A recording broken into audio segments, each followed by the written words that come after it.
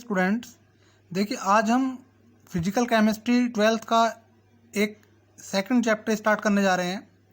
मैंने इससे पहले सॉल्यूशन के बारे में आपको बताया था। आज मैं स्टार्ट करने जा रहा हूँ इलेक्ट्रोकेमिस्ट्री। तो देखिएगा, इलेक्ट्रोकेमिस्ट्री एक इम्पोर्टेंट चैप्टर हुआ करता है और चाहे वो बोर्ड का एग्ज़ाम हो, चाहे वो कंपटीशन का हो, नीट हो, आईआईटी हो, हर एक कंपटीशन में इससे क्वेश्चन मालूम किए जाते हैं। तो मैं आज इलेक्ट्रोकेमिस्ट्री को स्टार्ट करने जा रहा हूँ, तो बहुत ध्यान से समझिएगा। इंटरेस्टेड लेक्चर है, इंटरेस्टेड चैप्टर है, तो कोई आपको मुश्किल नहीं आने वाली है। जो मैं बताऊँगा उसको ध्यान से समझिएगा। तो देखो, पहले मैं थोड़ा सा बता देता हूँ कि जैसे कि नाम से ही पता चल रहा है, इलेक्ट्रोकेमिस्ट्री यानी कि जहाँ कहीं भी इलेक्ट्रिसिटी में केमिस्ट्री यूज आती है, इलेक्ट्रिसिटी के अंदर केमिस्ट्री हो जाती है, उसको हम इलेक्ट्रोकेमिस्ट्री में डिस्कस करेंगे। तो अगर मैं आपको थोड़ा सा ब्रीफ आइडिया दूं, तो हम लोग इलेक्ट्रोकेमिस्ट्री में बेसिकली जो है क्या क्या डील करेंगे, देखो मैं आपको बता रहा हूं, ब्रीफ आइडिया दे रहा हूं आपको। हम लोग इलेक्ट्रोकेमिस्ट्री में बेसिकली सेल से डील करेंगे, वही नॉर्मल सेल जो आप अपने डेली लाइफ में यूज करते हैं, टीवी का रिमोट चलाने के लिए या किसी भी इलेक्ट्रॉनिक चीज़ जहाँ पर सेल काम में आते हैं, उन सब सेल्स को हम यहाँ पे डिस्कस करेंगे। तो किस टॉपिक के अंदर? इलेक्ट्रोकेमिस्ट्री के अंदर। अगेन देखो, चैप्टर को स्टार्ट करने से पहले आपको कुछ बेसिक टर्म्स यूज करने होते हैं जिनका मतलब आपको पता होना चाहिए, तभी आप उस चैप्टर में आगे डील कर सकते हैं। तो सबसे पहले मैं देखो समझा रहा हूँ आपको, इलेक्ट्रोकेमिकल सेल। इलेक्ट्रोकेमिकल सेल क्या होता है? इलेक्ट्रोकेमिकल सेल एक ऐसी डिवाइस होती है, ये डिवाइस या तो इलेक्ट्रिकल एनर्जी को केमिकल एनर्जी के अंदर या फिर केमिकल एनर्जी को इलेक्ट्रिकल एनर्जी में कन्वर्ट कर देती है। तो देखो, ये एक डिवाइस है। यहाँ डेफिनेशन देखो इलेक्ट्रोकेमिकल सेल की, it is a device which can interconvert chemical and electrical energy called electrochemical cell. यानी कि एक डिवाइस है जो इलेक्ट्रिकल एनर्जी को केमिकल एनर्जी के अंदर और केमिकल एनर्जी को इलेक्ट्रिकल एनर्जी के अंदर कन्वर्ट ये क्या करती है। अब देखो, केमिकल एनर्जी का मतलब क्या है? ये जो केमिकल एनर्जी है, इसका मतलब क्या है? केमिकल एनर्जी का मतलब है जब एक रिएक्शन होती है बेटा, या तो उसमें एनर्जी रिलीज होती है या उसमें एनर्जी एब्जॉर्ब हुआ करती है। ध्यान से समझिएगा मैं क्या कह रहा हूँ। जब भी एक केमिकल रिएक्शन होती है, या तो उसमें एनर्जी रिलीज हुआ करती है या उसमें एनर्जी एब्जॉर्ब हुआ करती है। तो उस एनर्जी को अगर डिवाइस इलेक्ट्रिकल एनर्जी में कन्वर्ट कर दे तो उसी को हम इलेक्ट्रोकेमिकल सेल बोलते हैं। तो देखो, ये इसकी डेफिनेशन बताई मैंने आपको, it is a device which can interconvert chemical energy and electrical energy called electrochemical cell. अब देखो, थोड़ा सा आगे बात करते हैं इसी के बारे में। इलेक्ट्रोकेमिकल सेल टू टाइप के हुआ करते हैं, electrolytic cell and galvanic cell. देखो, पहले मैं बात करूंगा इलेक्ट्रोलाइटिक सेल के बारे में। इलेक्ट्रोलाइटिक सेल, तो देखो इलेक्ट्रोलाइटिक सेल जब क्या होता है, आप लोगों ने इलेक्ट्रोलिसिस का नाम तो सुना ही होगा। इलेक्ट्रोलिसिस में आपको जिस भी कंपाउंड का इलेक्ट्रोलिसिस करना होता है, आप उसका एक सॉल्यूशन बनाते हो। उस सॉल्यूशन में आप दो इलेक्ट्रोड लगाते हो, एक कैथोड और एक एनोड। इसको भी बाद में डिस्कस करेंगे। और कैथोड और एनोड को एक बैटरी से कनेक्ट कर देते हो। तो बताइए, क्या बैटरी स्टार्ट किए बिना ही इलेक्ट्रोलिसिस करवा सकते हो? बिल्कुल भी नहीं करवा सकते। जब तक बैटरी स्टार्ट नहीं करोगे तब तक इलेक्ट्रोलिसिस स्टार्ट नहीं होगा। इसका मतलब आप बैटरी की एनर्जी को यूज कर रहे हो एक केमिकल रिएक्शन को करवाने के लिए। इसका मतलब इस सेल के अंदर इलेक्ट्रिकल एनर्जी केमिकल एनर्जी में कन्वर्ट हो रही है। तो एक ऐसा सेल जो इलेक्ट्रिकल एनर्जी को केमिकल एनर्जी में कन्वर्ट करे, उसे हम क्या बोलते हैं? उसे हम बोलते हैं इलेक्ट्रोलाइटिक सेल। देखो, ये तो इसलिए मैंने लिखा है, उसे हम बोलते हैं इलेक्ट्रोकेमिकल सेल, इलेक्ट्रोलाइटिक सेल। तो देखो, ये इलेक्ट्रोलिसिस हो रहा है, ये एक सोल्यूशन है, इसमें कैथोड और एनोड है। तो यहाँ एक बैटरी है, तब तक मैं इस बैटरी को स्टार्ट नहीं करूँगा, तब तक ये इलेक्ट्रोलिसिस का यहाँ नहीं होगा। तो सबसे पहली चीज़ देखो, इसकी डेफिनेशन क्या कहती है? It convert electrical energy into chemical energy. तो बताओ, अगर इलेक्ट्रोलिसिस सेल में इलेक्ट्रिकल एनर्जी को केमिकल एनर्जी में कन्वर्ट कर रहा है, यदि इलेक्ट्रोलाइटिक सेल इलेक्ट्रिकल एनर्जी को केमिकल एनर्जी में कन्वर्ट कर रहा है, तो बताइए गैल्वेनिक सेल क्या कर रहा होगा? गैल्वेनिक सेल में केमिकल एनर्जी इलेक्ट्रिकल एनर्जी में कन्वर्ट हो रही होगी। तो देखिएगा, galvanic cell it convert chemical energy into electrical energy. तो देखो, ये पहला डिफरेंस है दोनों सेल्स में, electrolytic cells and electrolytic cell and galvanic cell में, इलेक्ट्रोलाइटिक सेल में क्या होता है, इलेक्ट्रिकल को केमिकल में कन्वर्ट करता है, और गैल्वेनिक सेल क्या करता है, केमिकल एनर्जी को इलेक्ट्रिकल एनर्जी में कन्वर्ट करता है। अब देखो सेकंड डिफरेंस की ओर हम बढ़ते हैं। सेकंड डिफरेंस की ओर देखो, इलेक्ट्रोलाइटिक सेल की बात करूंगा। देखो इलेक्ट्रोलाइटिक सेल में कैथोड हमेशा होता है नेगेटिव और एनोड हमेशा होता है पॉजिटिव। ये चीज़ आपको रटनी नहीं है, ये आपको थोड़ी देर में याद हो जाएगी जब हम डिटेल में इस सेल को पढ़ेंगे। तो याद रखना कि इलेक्ट्रोलाइटिक सेल में देखो, in electrolytic cell cathode will always negative and anode will always positive, यानी कैथोड होता है नेगेटिव और एनोड हुआ करता है पॉजिटिव। अब देखो गैल्वेनिक सेल की बात हम यदि करें तो गैल्वेनिक सेल में क्या होता है, गैल्वेनिक सेल में कैथोड होता है पॉजिटिव और एनोड हुआ करता है नेगेटिव। तो in galvanic cell cathode will always positive and anode will always negative. तो कैथोड पॉजिटिव और एनोड नेगेटिव। तो ये सेकंड डिफरेंस हुआ करता है इलेक्ट्रोलाइटिक और गैल्वेनिक सेल में।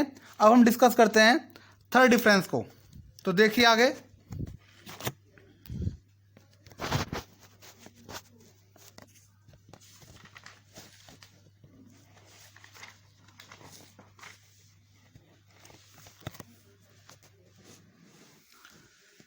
थर्ड डिफरेंस को डिस्कस करेंगे।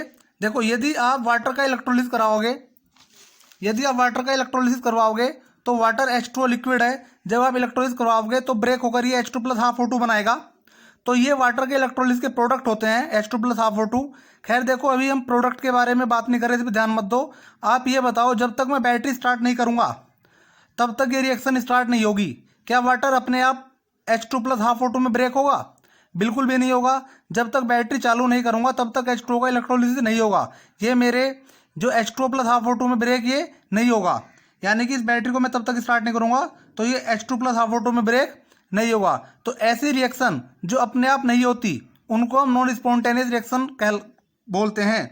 बताइए यदि मैं यहाँ बैटरी से इसको कनेक्ट ना करके बैटरी स्टार्ट ना कराऊँ तो क्या ये वाटर अपने आप H2+12O2 में कन्वर्ट हो जाएगा? बिल्कुल नहीं हो सकता। कभी आपने देखा है कि अपने आपके घरों में बर्तन में मान लो किसी पॉट में वाटर रखा है, क्या वो अपने आप H2+12O2 में ब्रेक होता है? नहीं होता। यानी कि तब तक मैं इस बैटरी से करंट ना दूं तब तक ये रिएक्शन नहीं होगी। तो एक ऐसी रिएक्शन जो अपने आप नहीं होती उसको हम नॉन स्पॉन्टेनियस रिएक्शन कहते हैं। तो देखो मैंने इसमें वाटर लिया हुआ है, ये कैथोड एनोड है, बैटरी कनेक्ट की, बैटरी से जब मैं करंट दूंगा तभी ये प्रोडक्ट मुझे मिलेंगे H2O के, H2+12O2। तो ऐसी रिएक्शन जो अपने आप नहीं होती उसको हम कहते हैं नॉन स्पॉन्टेनियस रिएक्शन। हम इलेक्ट्रोलाइटिक सेल में बैटरी को स्टार्ट करके एक नॉन स्पॉन्टेनियस रिएक्शन को कैरी करवाते हैं। मतलब बैटरी की एनर्जी वाटर के इलेक्ट्रोलिसिस करवाने में काम में आती है, यानी बैटरी की एनर्जी केमिकल एनर्जी के अंदर कन्वर्ट हो रही है। तो हम क्या बोलते हैं, हम बोलते हैं a non spontaneous reaction is carried out using electrical energy from battery. तो इलेक्ट्रिकल एनर्जी को यूज करके आप एक नॉन स्पॉन्टेनियस रिएक्शन को कैरी करवाते हो। एक ऐसी रिएक्शन जो अपने आप नहीं होती तो आप बैटरी से एनर्जी सप्लाई करते हो और नॉन स्पॉन्टेनियस रिएक्शन को कैरी करवाते हो। अब बात करते हैं देखो गैल्वेनिक सेल के बारे में। गैल्वेनिक सेल में क्या होता है, देखो गैल्वेनिक सेल में एक स्पॉन्टेनियस रिएक्शन होती है। हम यहाँ बोलते हैं the energy generated by A spontaneous reaction is converted into electrical energy. यानी कि स्पॉन्टेनियस रिएक्शन वो होती हैं जिसमें रिएक्शन अपने आप हो जाती है। तो ये देखो तीन मेन डिफरेंस हैं between electrolytic cell and galvanic cell. तो ये हुआ अपना basic classification of electrochemical cell, electrolytic cell and galvanic cell. अब हम दोनों को डिटेल में डिस्कस करेंगे। पहले हम ये डिस्कस करने जा रहे हैं गैल्वेनिक सेल के बारे में। देखो गैल्वेनिक सेल के बारे में हम पहले डिस्कस करने जा रहे हैं। गैल्वेनिक सेल को समझने के लिए हम एक सेल का एग्जांपल लेंगे, इसको हम बोलते हैं डैनियल सेल। ये तो आप देख ही चुके हो कि गैल्वेनिक सेल क्या होता है। गैल्वेनिक सेल केमिकल एनर्जी को इलेक्ट्रिकल एनर्जी में कन्वर्ट करता है। मैं यहाँ एक सेल बनाने जा रहा हूँ गैल्वेनिक सेल का। ये एक बेसिक कंस्ट्रक्शन है। यहाँ पर आपके पास दो कंपार्टमेंट होते हैं। देखो इस सेल के अंदर मैं बता रहा हूँ इसके बारे में, जो आपके सामने बना हुआ है इसमें बेसिकली दो कंपार्टमेंट होते हैं गैल्वेनिक सेल के अंदर। एक डैनियल सेल का कंस्ट्रक्शन ये है, मैं आपको बता रहा हूँ। ये एक कंपार्टमेंट में सॉल्ट सॉल्यूशन है। हम बेसिकली CSO4 लेके चल रहे हैं। हम Zn और Cu यानी कि जिंक और कॉपर सेल की बात कर रहे हैं। तो गैल्वेनिक सेल को समझने के लिए एक कंपार्टमेंट में CuSO4 का सोल्यूशन लेते हैं और उसी कंपार्टमेंट में एक इलेक्ट्रोड हम लगाते हैं। देखो ये इलेक्ट्रोड लगाया कॉपर का। सिमिलरली दूसरे कंपार्टमेंट में हम ZnSO4 का सोल्यूशन लेते हैं। हम जिस मेटल का इलेक्ट्रोड लेते हैं उसी मेटल का हम सॉल्ट सोल्यूशन लेते हैं। सोल्यूबल सॉल्ट सॉल्यूशन लेते हैं। मैंने यहाँ जिंक ZnSO4 लिया, तो इलेक्ट्रोड भी मैंने किसका यूज किया, जिंक का यूज किया। तो ये मेरे पास 2 इलेक्ट्रोड आ गए हैं, एक जिंक इलेक्ट्रोड आ चुका है और एक दूसरा कॉपर का इलेक्ट्रोड आ चुका है। तो ये मैं आपको गैल्वेनिक सेल के बारे में बता रहा हूँ। देखो अब देखो क्या होगा, इन दोनों इलेक्ट्रोड को मैं कनेक्ट कर देता हूँ एक एक्सटर्नल सर्किट में। ये दोनों जो इलेक्ट्रोड हैं इनको मैं एक्सटर्नल सर्किट में ये देखो कनेक्ट कर रहा हूँ थ्रू ए वोल्ट मीटर। तो ये 2 इलेक्ट्रोड हो गए, क्या हो गए, ये 2 इलेक्ट्रोड, इन 2 इलेक्ट्रोड के, तो ये 2 इलेक्ट्रोड हो गए। इन 2 इलेक्ट्रोड में से एक होगा कैथोड, ये होगा कैथोड, और एक होगा बेटा एनोड। देखो कैथोड एनोड को हम डिफाइन कैसे करते हैं वो मैं आपको बताने जा रहा हूँ। तो देख लीजिए इस कंस्ट्रक्शन के बारे में। कैथोड क्या होगा, देखो कैथोड होगा, कैथोड हमेशा वो इलेक्ट्रोड होगा वेयर रिडक्शन टेक प्लेस। इसका ध्यान रखना, कैथोड हमेशा वो इलेक्ट्रोड होगा वेयर रिडक्शन टेक प्लेस, जहां पे रिडक्शन होगा वो हमेशा कैथोड होगा। यही कैथोड की डेफिनेशन है। साइन वगैरह से देखो आपको, आप कैथोड की पहचान नहीं करोगे कि साइन से कैथोड की कभी पहचान करने लगो। आप इतना ध्यान रखना, जहां रिडक्शन होगा वो हमेशा कैथोड होगा, यही कैथोड की डेफिनेशन होती है। कैथोड वो इलेक्ट्रोड होगा जहां पर रिडक्शन होगा। सिमिलरली एनोड क्या होगा, एनोड हमेशा वो इलेक्ट्रोड होगा वेयर ऑक्सीडेशन टेक प्लेस, जहां पे ऑक्सीडेशन होगा वो हमेशा क्या होगा, एनोड होगा। तो देखो साइन वगैरह से हमें कुछ मतलब नहीं। मेरे पास जिंक कॉपर के 2 इलेक्ट्रोड हैं। अब आप मुझे ये बताइए, ये जिंक और कॉपर के 2 इलेक्ट्रोड हैं। अब आप मुझे बताओ, अगर मैं रिएक्टिविटी सीरीज की बात करूं जो बेटा आपने बचपन में पढ़ी है, तो आपने रिएक्टिविटी सीरीज में पढ़ा होगा कि जिंक और कॉपर से ज़्यादा रिएक्टिव होता है। जो जिंक है वो कॉपर से क्या है, ज़्यादा रिएक्टिव है। रिएक्टिव होने का मतलब क्या है, रिएक्टिव होने का मतलब है कि जिंक आसानी से अपने 2 इलेक्ट्रॉन को लूज कर देगा। 2 इलेक्ट्रॉन को क्या कर देगा, लूज कर देगा। किसमें, Zn2 प्लस 2 इलेक्ट्रॉन को रिलीज कर देगा। तो अगर जिंक अपने 2 इलेक्ट्रॉन लूज कर देगा तो मतलब क्या हुआ, मतलब जिंक का क्या हो गया, जिंक का हो जाएगा ऑक्सीडेशन। तो अगर मैं जिंक और कॉपर को कंपेयर करूं तो जिंक और कॉपर में आसानी से कौन ऑक्सीडाइज हो सकता है, जिंक आसानी से ऑक्सीडाइज हो सकता है। Zn और कॉपर में आसानी से जिंक ऑक्सीडाइज हो सकता है। तो सिंस जिंक आसानी से ऑक्सीडाइज हो सकता है तो यहाँ पर जिंक बनाएगा एनोड और कॉपर बनाएगा कैथोड, क्योंकि जिंक का होगा ऑक्सीडेशन और कॉपर का होगा रिडक्शन। अगर हमें एनोड और कैथोड का पता लग जाए एक बार, तो हम एनोड और कैथोड पर रिएक्शन हम लिख सकते हैं। तो देखो एनोड के हम बारे में यदि आपको बताएं कि देखो यहाँ पर थोड़ा सा हम देख लेते हैं आगे, आप थोड़ा बता देता हूँ आपको मैं। एनोड पर देखो क्या होता है, मैं आपको दिखा देता हूं।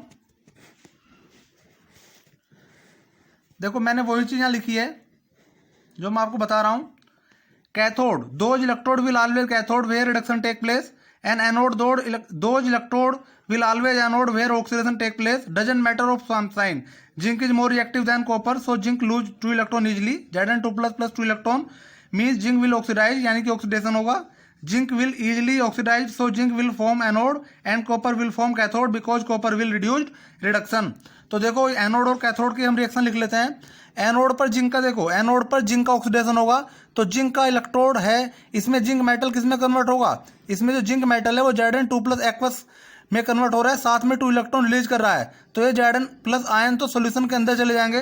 देखो ध्यान से देखो, ये जो Zn जिंक मेटल है ये Zn2 प्लस एक्वस में और 2 इलेक्ट्रॉन में कन्वर्ट हो रहा है। तो देखो यहाँ अब इधर आ जाइए, आपको मैं समझा देता हूँ।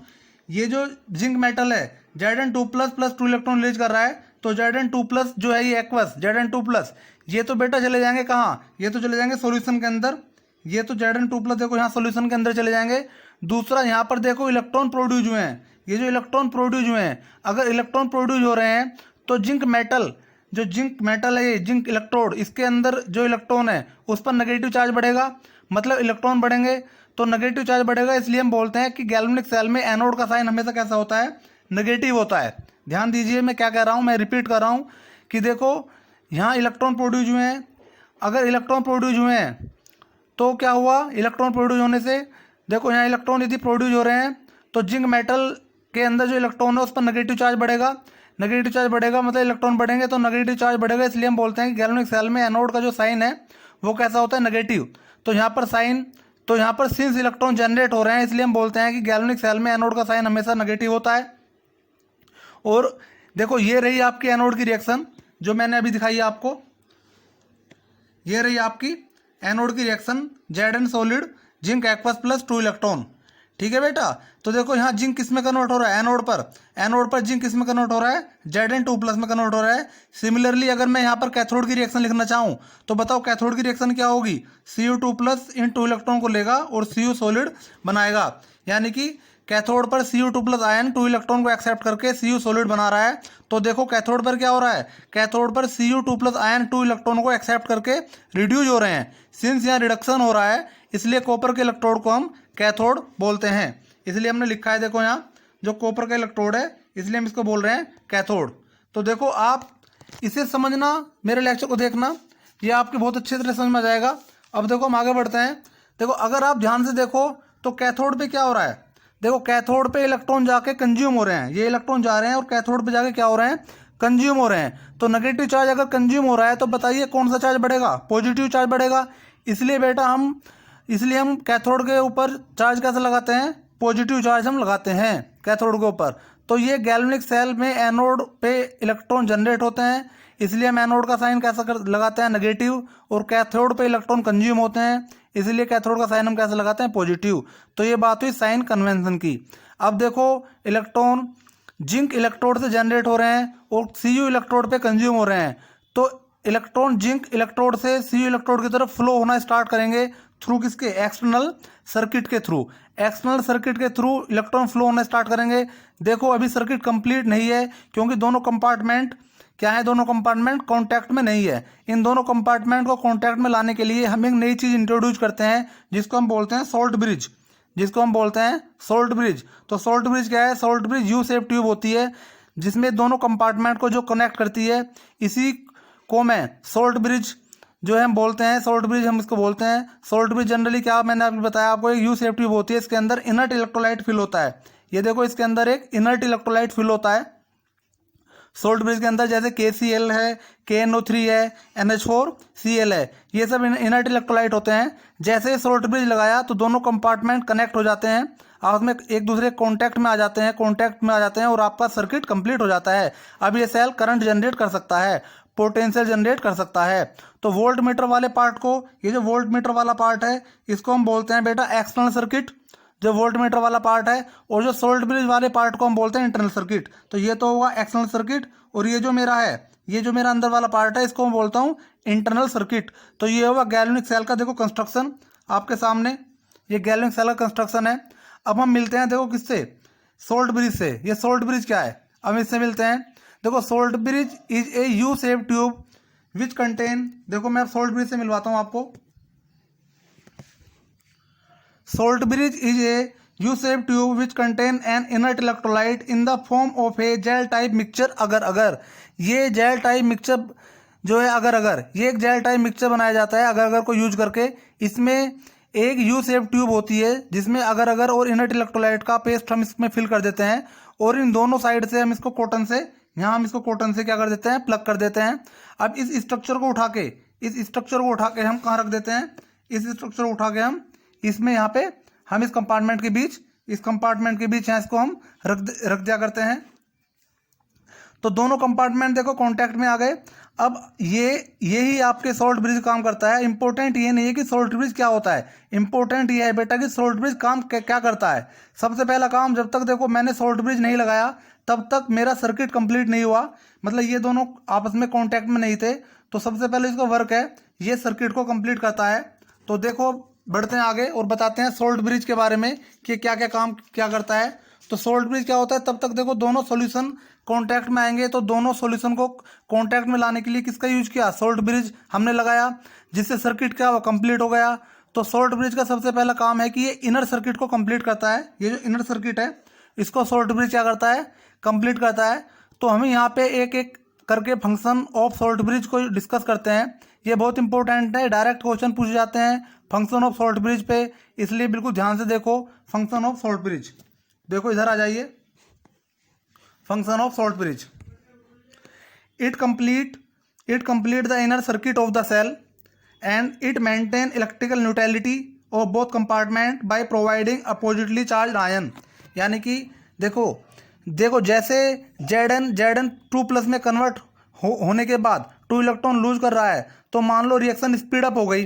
देखो यहाँ देखो इधर, मान लो ये Zn2+ है, Zn2+ जिंक Zn2+ में कन्वर्ट हो रहा है। मान लो रिएक्शन स्पीड अप हो गई तो बहुत सारे Zn2+ आयन क्या होंगे इस ZnSO4 सोल्यूशन में कलेक्ट हो जाएंगे। तो CuSO4 सोल्यूशन में Cu+ आयन कम होंगे। यदि मान लो रिएक्शन स्पीड पकड़ ली रिएक्शन ने तो यहाँ तो बहुत सारे Zn2+ सोल्यूशन में चले जाएंगे, यहाँ Cu2+ आयन कम होंगे। तो इन दोनों सोल्यूशन के बीच में एक चार्ज डिफरेंस क्रिएट हो जाएगा। तो देखो आपको पता होगा कि जहाँ भी चार्ज डिफरेंस क्रिएट होता है वहाँ हमेशा क्या होता है, चार्ज डिफरेंस जहाँ क्रिएट हो जाएगा वहाँ हमेशा एक पोटेंशियल डिफरेंस क्रिएट हो जाता है। तो यहाँ पर क्या होगा, एक्स्ट्रा चार्ज की वजह से एक एडिशनल पोटेंशियल डिफरेंस क्रिएट हो जाएगा जो सेल की वर्किंग को क्या करेगा, अफेक्ट करता है। तो हमको क्या करना है कि दोनों साइडों का चार्ज सेम रखना होता है। अब मान लो ZnSO4 सोल्यूशन में Zn2+ आयन यहाँ एक्सिस में हो जाते हैं, यानी पॉजिटिव चार्ज क्या हो जाएगा, यहाँ पॉजिटिव चार्ज कलेक्ट हो गया। तो इस पॉजिटिव चार्ज को न्यूट्रलाइज करने के लिए जो इनर्ट इलेक्ट्रोलाइट है उसमें K+ भी है और Cl- भी है। देखो K+ भी और Cl- भी है। तो ये Cl- जो आयन है, Cl- आयन को Zn कंपार्टमेंट की तरफ भेजता है और K+ आयन को किसकी तरफ भेजता है, K+ आयन को कॉपर कंपार्टमेंट की तरफ भेजता है। तो Cl- है, Cl- का नेगेटिव चार्ज Zn2+ के पॉजिटिव चार्ज को न्यूट्रलाइज करता है और K+ का पॉजिटिव चार्ज Cu2+ के पॉजिटिव चार्ज को बढ़ाता है। ये कब तक होता है काम, जब तक ये दोनों साइड के चार्ज सेम ना हो जाएं। अगर ZnSO4 में पॉजिटिव चार्ज बढ़ गया तो ये salt bridge Cl- negative charge को भेजेगा Zn की साइड और Cu की तरफ भेजेगा पॉजिटिव आयन, यानी कि दोनों साइड आयन तब तक पहुंचते रहेंगे तब तक दोनों साइड चार्ज बैलेंस नहीं होगा। तो आपका सॉल्ट ब्रिज क्या करता है, सर्किट में न्यूट्रलिटी को मेंटेन करता है। तीसरा जो सबसे बड़ा इंपॉर्टेंट काम है इसका, देखो थर्ड काम मैं बताता हूं आपको।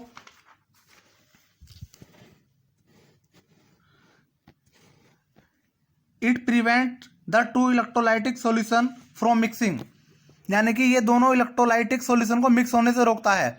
तो ये देखो मेन फंक्शन है आपके सॉल्ट ब्रिज के, पहला इनर सर्किट को कंप्लीट करता है, दूसरा दोनों कंपार्टमेंट के अंदर इलेक्ट्रिकल न्यूट्रलिटी को मेंटेन करता है bye providing oppositely charge ion, और तीसरा दोनों सॉल्यूशन को मिक्स होने से ये रोकता है। तो ये हुआ देखो गैल्वेनिक सेल,